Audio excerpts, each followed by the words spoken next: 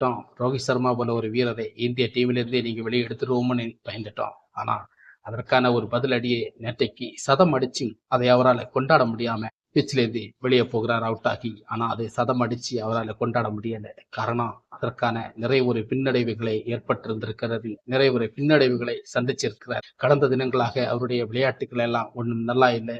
ரஞ்சி கோப்பையில் விளையாடி கூட அவருடைய விளையாட்டுகள் சுவாரஸ்யமாக இருக்கவில்லை அப்படின்னு பல கம்ப்ளைண்ட்டுகள், பல மிஸ்டேக்குகள் எல்லாம் அவர் பேர்ல வந்து பெரிய ஒரு தாக்கத்தை, ஒரு பெரிய ஒரு பிரஷரை ஏற்படுத்துச்சு.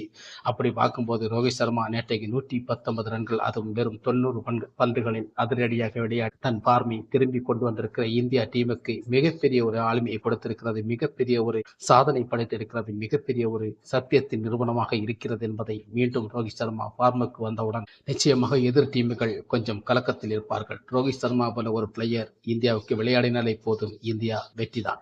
அது 400